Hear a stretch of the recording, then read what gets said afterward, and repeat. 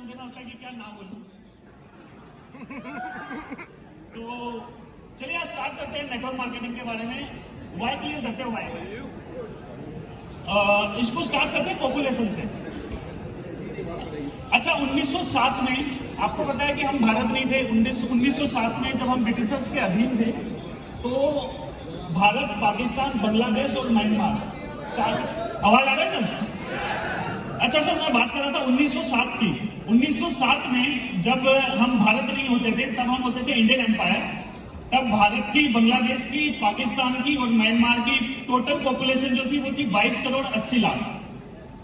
ये कब की बात है? 1907 की। 2019 दिसंबर भारत की, पाकिस्तान की, बांग्लादेश की, म्यांमार की जो पॉपुलेशन है वो हो चुकी है 180 करोड़। 112 साल में 155 करोड़ पैदा कर दिया हम लोगों ने। अब चलो ठीक है, ये प्रॉब्लम है पॉपुलेशन की, बट ये हुआ क्या? इसका एक बेसिक रीजन जाने का, बड़ा फनी सा रीजन है। कौन कौन जानना चाहेगा इसका रीजन क्या है? चलो एक एग्जांपल लेते हैं। जो स्क्रीन है इसको हम ले लेते हैं भारत, ठीक है? होता क्या था 1907 में? जमीन बहुत ज्यादा होती थी और टेक्नोलॉजी बिल्कुल भी नहीं होती थी। तो होता क्या था, किसानों को खेती कैसे करनी पड़ती थी? हाथों से। तो होता क्या है कि हर किसान के पास ना बहुत ज्यादा जमीन होती थी। लेट्स सपोज एक किसान है, उसके पास स्क्रीन के जितनी जमीन है, लेकिन वो खेती कैसे कर रहा है? हाथों से। अब वो हाथों से खेती कर रहा है, बेचारा पूरे साल लगा हुआ है और इतनी हिस्से को ही कवर कर पा रहा है। सेम चीज थी यूएसए के अंदर। हम यूएसए में भी देखते हैं कि यूएसए, हम आज क्या बोलते हैं कि यूएसए में लोगों के पास जमीनें बहुत ज्यादा है, वहां लैंड बहुत ज्यादा है। ऐसा नहीं था। 1907 में अगर हम कंपेयर करेंगे, प्रति व्यक्ति जो लैंड होती थी दोनों जगह बराबर होती थी। लेकिन हमारे यहाँ पे क्या हुआ कि जमीन थी इतनी और पूरे एक किसान के पास जमीन है इतनी, हाथों से खेती कर रहा है, इससे ज्यादा जमीन पे खेती नहीं कर पा रहा है। तो अब किसान ने सोचा कि जितने ज्यादा हाथ उतना ज्यादा विकास। तो इसके लिए क्या किया सबने? तो इसलिए सबने क्या किया? इन्होंने किया कि यार मैं पूरे साल हाथ से खेती करता हूं, इतनी ही जमीन पे खेती कर पाता हूं, मैं मल्टीप्लाई बाय 10 करता हूं, अब इतनी जमीन कवर होगी, मल्टीप्लाई बाय 6, अब इतनी जमीन कवर होगी। ये चीज कर डाली इन लोगों ने। तो जहां पे एक इंसान होता था वहां पे हो गए 100। एक नॉर्मल एग्जाम्पल ले लेते हैं। और यूएसए में भी यही चीज हो रही थी। यूएसए में भी क्या था, हाथों से खेती होती थी, इतनी जमीन पे खेती होती थी। अब करनी इतनी जमीन थी, उन्होंने क्या सोचा कि पॉपुलेशन बढ़ाने में तो मेहनत है, 10 बच्चे करो, फिर वो भी आगे 6 बच्चे करें, क्यों ना एक काम करें, टेक्नोलॉजी में थोड़ा ध्यान दे देते हैं और ट्रैक्टर की इन्वेंशन कर लेते हैं। तो आपको पता है कि बाहर 1907 से पहले ट्रैक्टर आ चुका था, लेकिन इंडिया में आए हैं 1970 के आसपास। तो हुआ क्या कि उन लोगों ने ट्रैक्टर बनाया, एक ही इंसान अब जो है पूरे का पूरा पूरे की पूरी जमीन पे खेती कर पा रहा है। लेकिन इंडिया में अब तक क्या हो चुका है जब तक ट्रैक्टर आया, क्योंकि टेक्नोलॉजी की बहुत अच्छी बात है, वो शुरुआत कहां से भी हो वो पहुंच हर जगह जाती है। तो इंडिया में भी जब ट्रैक्टर आया तो उसका पता है क्या परिणाम है? उसका परिणाम आज ये है कि 90% लोग 90% टाइम हमारे गांव में फ्री है या नहीं है? कोई काम नहीं है, हो भी नहीं सकता, क्योंकि 10 से 100 हो गए और ट्रैक्टर आने के बाद जरूरत कितनों की रहेगी? वापस 10 की, 10 से भी कम की। तो हुआ क्या कि 90% हम ओवर पॉपुलेटेड हो गए कृषि के क्षेत्र में। तो ये चीज आपको समझानी इसलिए ज्यादा जरूरी थी क्योंकि यहां से हम एक चीज समझेंगे टेक्नोलॉजी का, कि टेक्नोलॉजी का ना आने वाले टाइम में ये हमारे लिए वरदान भी है, लेकिन कहीं ना कहीं टेक्नोलॉजी की वजह से क्या हो रहा है कि हर सेक्टर में लोगों की जरूरत खत्म होती जा रही है। अच्छा, अब सर्विस सेक्टर का थोड़ा सा समझ लेते हैं। सर्विस सेक्टर के अंदर आपको आज हम अगर एक कार बुक करते हैं तो कैसे करते हैं? ओला से करते हैं या किसी ट्रैवल एजेंट के पास जाते हैं? बस बुक करते हैं तो रेड बस से करते हैं या किसी ट्रैवल एजेंट के पास जाते हैं? ट्रेन बुक करते हैं तो आईआरसीटीसी से करते हैं या किसी ट्रैवल एजेंट के पास जाते हैं? फ्लाइट बुक करते हैं तो मेक माई ट्रिप से करते हैं या किसी ट्रैवल एजेंट के पास जाते हैं? आज हम कार बुक नहीं कर रहे किसी एजेंट के पास जाकर, तो एजेंट की जॉब हमने खाई है, गवर्नमेंट ने खाई? हम लोगों ने खत्म कर दी उनकी नीड। हम लोगों ने ट्रैवल एजेंट्स की जॉब खत्म कर दी टेक्नोलॉजी यूज करके। एक टाइम था एसटीडी और पीसीओ चला के लाखों लोग थे जो अपना घर चलाते थे। मोबाइल आया, हमने मोबाइल यूज करना स्टार्ट कर दिया, उन लोगों की जॉब गई या नहीं गई? मैं तो उनका रोजगार। चला गया एसटीडी पीसी चलाने वाले का, वो बेचारे फिर आगे मोबाइल रिचार्ज करते गए, चलो मोबाइल रिचार्ज करा के घर चलाते हैं। फिर क्या हुआ, पेटीएम आ गया, पेटीएम के बाद हम वो भी अपने घर से करने लगे। अच्छा, आज अगर गवर्नमेंट ऑफ इंडिया से आपके पास एक कॉल आए कि अगर कोई भी इंसान ट्रैवल एजेंट से ही टिकट बुक कराएगा, अगर इंडियन रेलवे की करानी है, अगर नहीं कराएगा तो उन्हें गोली मार देंगे, तो आप क्या करोगे? आप कब भी नहीं करोगे। आप बोलोगे कोई गोली मार के तो दिखाए। इसका मतलब क्या है कि टेक्नोलॉजी जो है उसका एक दूसरा साइड भी है, जो इंडिया जैसी कंट्री के लिए बहुत ही ज्यादा खराब चीज है, क्योंकि हम ओवर पॉपुलेटेड हो चुके हैं। लेकिन हम इस टाइम पे हमने आबादी बढ़ाई जब आबादी का गेम ही नहीं है। आज के टाइम पे टेक्नोलॉजी है, आज के टाइम पे पॉपुलेशन से आपको कोई बेनिफिट नहीं होने वाला। तो मेरे लिए वाई क्लियर करने का सबसे पहला तो ये था कि टेक्नोलॉजी की वजह से क्या हो रहा है, हर सेक्टर में लोगों की रिक्वायरमेंट खत्म होती जा रही है।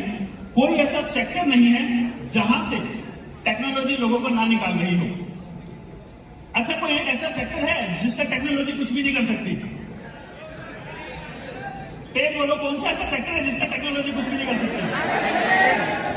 डायरेक्ट सेलिंग इकलौता ऐसा सेक्टर जो मेरे को लगता है, आप सब लोगों को भी पता है कि ये इकलौता ऐसा सेक्टर है, इसमें इंसान काम करते आए हैं, इंसान काम कर रहे हैं और इंसान ही आगे काम करेंगे।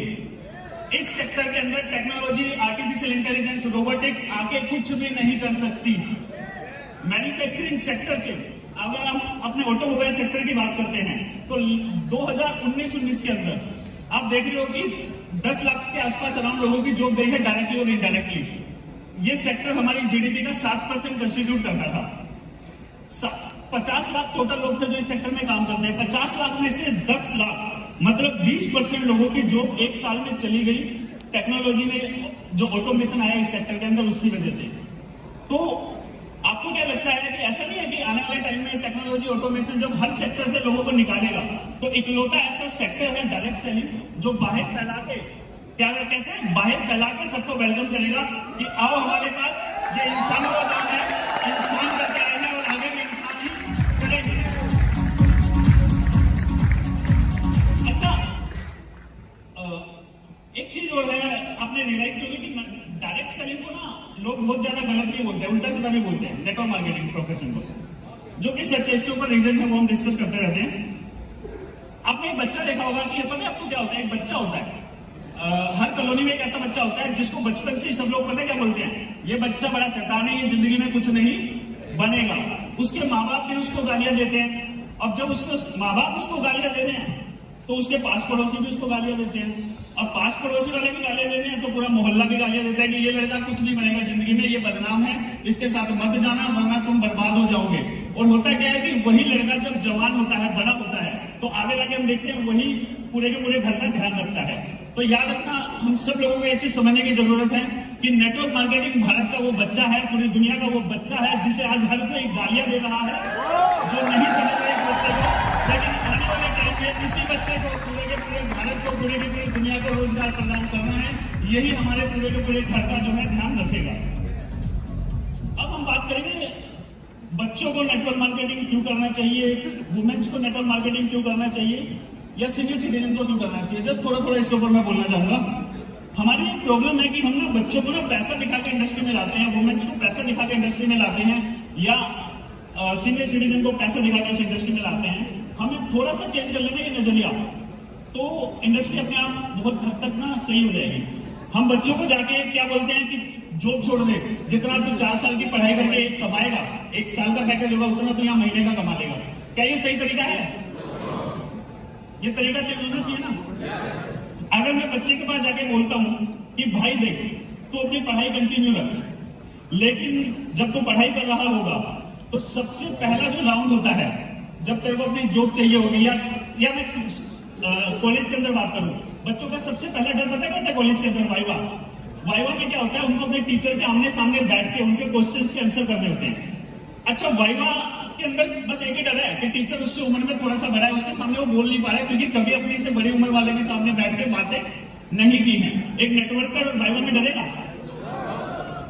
उसके बाद होती है क्लास प्रेजेंटेशन, अपने ही दोस्तों के सामने 20-25 लोगों के सामने बोलना होता है। एक नेटवर्कर कभी क्लास प्रेजेंटेशन देने से डरेगा? जब जॉब पे जाते हैं तो पहला राउंड होता है ग्रुप डिस्कशन। ग्रुप डिस्कशन का कोई सेंस नहीं है, बट क्यों रखा जाता है कि 100 लोगों की जरूरत है, 1000 लोग आ गए हैं, कंपनी को 100 लोगों की जरूरत थी, कंपनी ने सोचा 1000 लोगों का इंटरव्यू लेगी, लेकिन इंटरव्यू देने पहुंच गया 10,000, क्योंकि पॉपुलेशन हमारी इतनी ज्यादा है। अब 10,000 में से 9,000 को बोले कि भाग जाओ, तुम्हारा इंटरव्यू लेंगे, तो 9,000 वहां पे क्या करेंगे, दंगे कर देंगे। तो इसलिए एक सबसे पहला राउंड रखा जाता है मास फायरिंग का।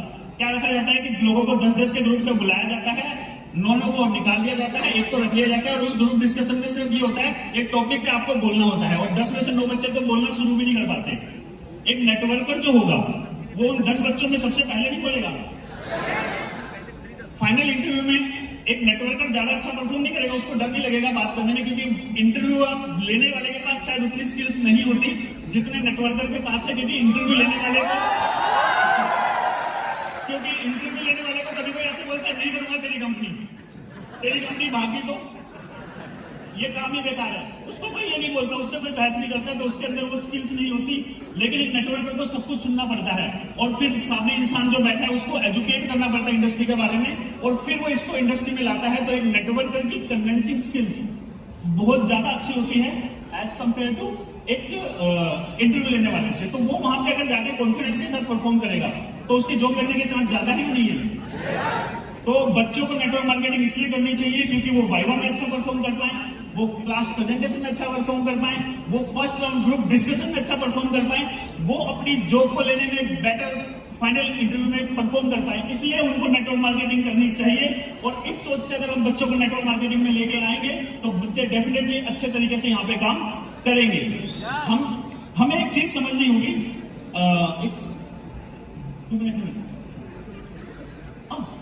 चलो मैं लास्ट में बस एक चीज और बोलना चाहूंगा वुमेन्स के ऊपर, लेडीज के ऊपर, बिकॉज मुझे लगता है कि आपको पता है भारत में 35 करोड़ ऐसी लेडीज हैं जो 9 से 5 जो है फ्री रहती हैं। कितनी लेडीज हैं जो 9 से 5 फ्री रहती हैं? 35 करोड़। ऐसा नहीं है वो काम नहीं करना चाहती, वो बहुत ज्यादा काम करना चाहती हैं। वो 9 से पहले इतना ज्यादा काम करती है कि शायद जेंट्स पूरे दिन में काम नहीं करते। वो 5 बजे के बाद इतना ज्यादा काम करती है, शायद जेंट्स पूरे दिन में इतना काम नहीं करते। लेकिन फिर भी उनकी हेल्थ अच्छी क्यों नहीं है, ये चीज सोचने की बहुत ज्यादा जरूरत है हम लोगों को। पता है उनकी हेल्थ अच्छी क्यों नहीं है? क्योंकि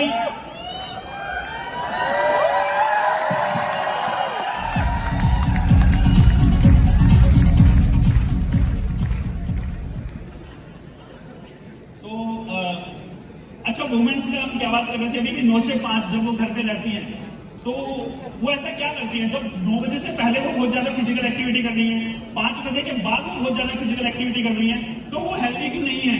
इसका रीजन पता है क्या है? 9 से 5 जब वो घर पे रहते हैं तो वो 2 घंटे सीरियल देखती है। कौन सा? Crime Patrol, Savdhaan India. ये स्टडी है, एक्चुअल में 3 घंटे 44 minute 3 hour 44 minute on an average 35 crore ladies 9 to 5 के बीच में स्पेंड करती हैं टेलीविजन पे, और जहां पे ये इस टाइप के सीरियल आते हैं जो कि हमारी सोच के लिए बहुत ज्यादा नकारात्मक है। आपको पता है कि आप सावधान इंडिया के 11 एपिसोड देख लो तो आपको मेंटल इलनेस हो जाएगी, आपके अंदर एक फियर क्रिएट हो जाएगा। तो हमें नहीं लगता कि हमारी वुमेन जो वर्क फोर्स है इसको इनकी हेल्थ के लिए भी हमारे को डायरेक्शनली में अगर हम इनको लेके आते हैं तो क्या हुआ, अपने टाइम को 9 to 5 को कंस्ट्रक्टिव तरीके से यूज कर पाएंगे? आपको पता है हर वुमेन काम करना चाहती है, बट उसकी भी मजबूरी है, उसको घर देखना है, वो बहुत इंपॉर्टेंट काम कर रही है, घर संभालने का, बच्चों को संभालने का, उनको अच्छी एजुकेशन देने का। तो उसको अगर हम ऐसा काम दे सकें कि वो घर पे रहकर बच्चों की देखभाल करते हुए अगर वो उस काम कर सके, तो वो टीवी पे ये सब टाइप के सीरियल शायद ना देखे, जिससे उनकी मेंटल हेल्थ अच्छी होगी, मेंटल हेल्थ अच्छी होगी तो फिजिकल हेल्थ अच्छी होगी और एक कॉन्फिडेंस बिल्डअप होगा। नेटवर्क मार्केटिंग में बहुत कुछ सीखने को मिलता है। और मैं आपको एक बड़ी अच्छी चीज बताता हूँ कि हम ना क्या करते हैं, जब नेटवर्क मार्केटिंग में लोगों के पास जाते हैं तो हम प्लान पता कैसे देते हैं? यहाँ पे उनके हस्बैंड बैठे हैं, यहाँ पे उनके सास ससुर हैं, हम लेडी को प्लान दे रहे हैं, मैडम आप यहाँ से करोड़पति बन जाओगे, आप यहाँ से लखपति बन जाओगे, और वो सब पूरा परिवार उनको देख के क्या कहता है, चलो इस चीज को स्टार्ट करो। अब होता क्या है, 6 महीने निकल गए, 8 महीने निकल गए, और वो मान लो उन्होंने यहाँ से पैसा नहीं कमाया, थोड़ा सा भी नहीं कमाया, तो उन्होंने क्यों ज्वाइन किया? तो उनके परिवार वाले सबसे पहले उनको क्या कहेंगे, अरे पैसा तो आ नहीं रहा, छोड़ दो। और वो लेडी भी क्या कहेंगी, अरे पैसा तो आ नहीं रहा, छोड़ देती हूँ। तो हुआ क्या, वो लेडी भी नेगेटिव हुई, उनके परिवार वाले भी नेगेटिव हुए। बट अगर उन लेडी को अगर हम ये बोल के लेके आते हैं कि आप यहाँ आओगे तो आप नई नई चीजों के बारे में सीखोगे, नए लोगों से मिलोगे, कुछ कंस्ट्रक्टिव सीखोगे डेली, और आपको वो कॉन्फिडेंस आएगा कि पेरेंट टीचर मीटिंग में आपको अपने हस्बैंड का वेट नहीं करना पड़ेगा कि उनके साथ जाऊंगी। आप अकेले अपने बच्चे के स्कूल में जाके पेरेंट टीचर मीटिंग में टीचर से पूछ सकते हो, मेरे बेटे में, मेरी बेटी में कमी क्या है, क्यों ये अच्छा पढ़ाई में परफॉर्म नहीं कर पा रहा। तो बहुत कुछ है नेटवर्क मार्केटिंग में जो मतलब हम लोगों को एक नजरिए की चेंज, मतलब जो मुझे लगता है पर्सनली कि जिस तरीके से हम प्रमोट कर रहे हैं, पैसा इस इंडस्ट्री का बाय प्रोडक्ट है। जैसे गन्ना होता है ना, गन्ने का जो मेन प्रोडक्ट है वो जूस है, और उसका जो बच गया क्रश वो बाय प्रोडक्ट है। सेम तरीके से नेटवर्क मार्केटिंग का मेन जो प्रोडक्ट है वो कुछ और है, पैसा सिर्फ एक 1% इसका प्रोडक्ट है, बट हम एक पैसे को ही बहुत ज्यादा दिखाते हैं। इसी की वजह से कहीं ना कहीं लोगों के अंदर नेगेटिविटी ज्यादा है। तो हमारे को एजुकेट होकर, प्रॉपरली एजुकेट होकर लोगों को प्लान देना चाहिए। हमें लेडीज को क्यों करना चाहिए, ये उन्हें क्लियर होना चाहिए, बच्चों को क्यों करना चाहिए। और अच्छी चीज क्या है, हमारे पूरे प्लान में अगर ये ना हो ना वर्ड कि तुम करोड़पति बन जाओगे और फिर भी ज्वाइनिंग आ जाए, तो इसका मतलब आप एक एक्चुअल नेटवर्कर हो चुके हो, आप एक अच्छे तरीके से नेटवर्किंग कर चुके हो। तो आई wish you all the best. अभी टाइम कम है क्योंकि मेरी आदत बहुत ज्यादा बोलने की। तो आप सब लोगों को ऑल द बेस्ट, बहुत अच्छी इंडस्ट्री के अंदर आप हैं, और I wish you all the very best and all the happiness to